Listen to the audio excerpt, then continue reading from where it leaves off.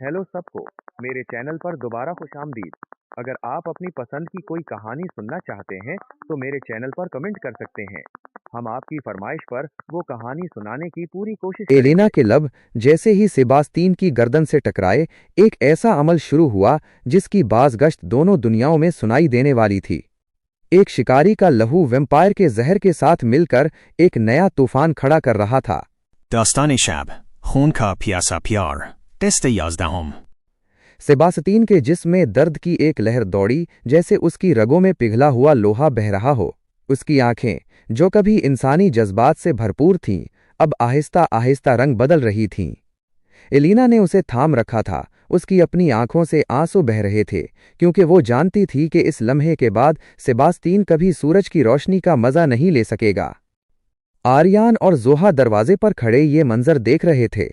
आर्यान की मुट्ठियां भेजी हुई थीं, जबकि जोहा की आंखों में हमदर्दी थी।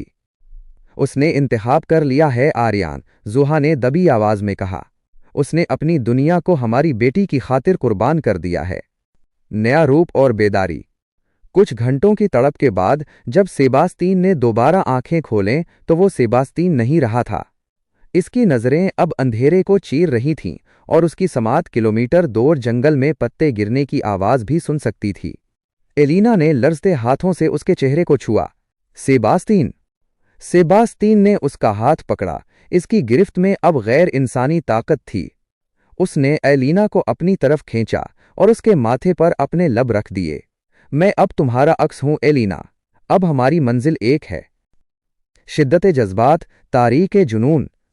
आर्यान और जोहा इन दोनों को अकेला छोड़कर हवेली की छत पर चले गए। चांद बादलों के पीछे छुपा हुआ था और फिजा में एक अजीब सी खुनकी थी। आर्यान ने जोहा को पीछे से अपनी बाहों में भर लिया। एक शिकारी अब हमारी नस्ल का हिस्सा बन चुका है। ये खबर वेम्पायर काउंसिल तक पहुंची तो वो खामोश नहीं रहेंगे। आर्यान ने जोहा के कान में सरगोशी की।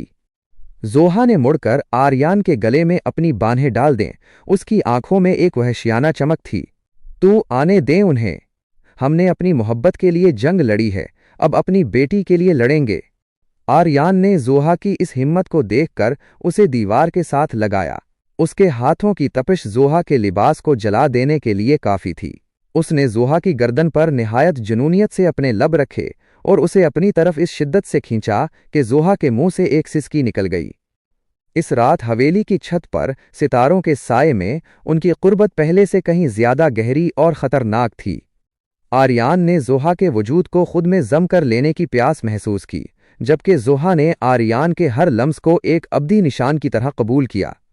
उनका प्यार अब महज जज्बा नहीं रहा था, बल्कि एक ऐसी ताकत बन गया था जो कायनात के हर कानून को चैलेंज कर रहा था।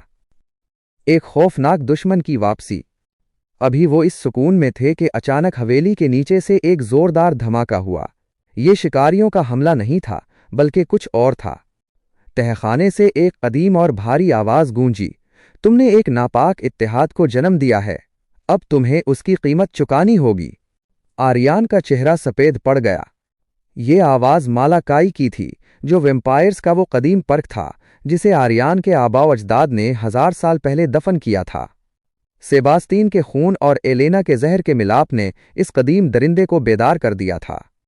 मालाकाई अब हवेली के हाल में खड़ा था। उसका वजूद धुएं की तरह काला था और उसकी आंखें दहकते हुए कोयलों जैसी थीं। एलिना। सेबास्तीन, बाहर आओ, आर्यान ने धाड़ कर कहा। अगला कदम। मालाकाई की वापसी का मतलब था कि अब सिर्फ हवेली ही नहीं, बल्कि पूरी दुनिया खतरे में थी।